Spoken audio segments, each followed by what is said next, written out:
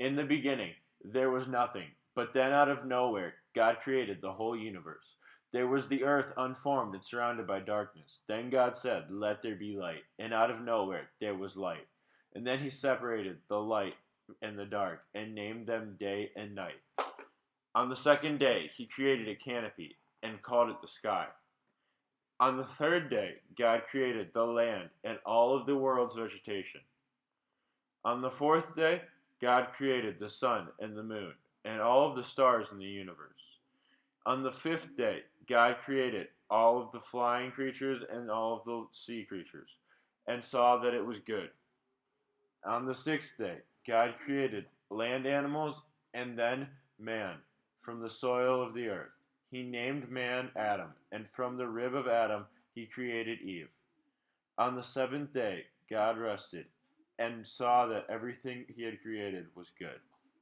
As it says in Genesis chapter 2, verse 23, "Then the man said, 'At last, here is one of my own kind, bone taken from my bone, and flesh from my flesh. Woman is her name, because she was taken out of man.'" God gave free rein over the entire Garden of Eden to Adam and Eve. God then told Adam and Eve to take care of all he created, because it is as much theirs as it is his. Then God told Adam and Eve they were allowed to eat from any tree in the garden. But then, one day, when Eve was alone and Adam was working in the fields, the serpent approached Eve and convinced Eve to eat from the tree of knowledge of good and evil. Eve then went to Adam and told him what the serpent said. They both then went and ate from the tree of knowledge, and the next day God realized that Adam and Eve were clothed, and realized they had eaten from the tree of knowledge of good and evil. So he asked Adam, why have you eaten from the tree of knowledge of good and evil?" Adam replied, "It's not my fault. Eve told me to."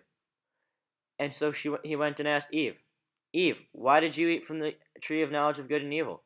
And Eve replied, "Well, the serpent told me it was okay to, so therefore I did." This was the first original sin, and the start of the fall of humanity from the Garden of Eden forever.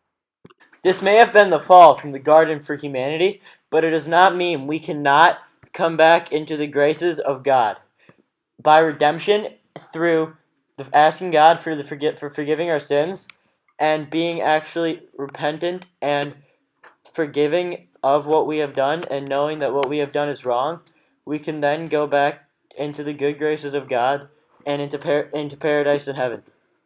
The serpent said in Genesis chapter 3, verses 4 through 5, "You will not certainly die," the serpent said to the woman, "for God knows that when you eat from it, your eyes will be opened, and you will be like God, knowing good and evil." This quote from the serpent is a representation of figurative language used in Genesis. The serpent represents temptation.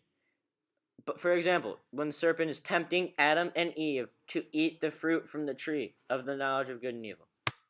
Genesis chapters 1 through 11 are not meant to be taken literally.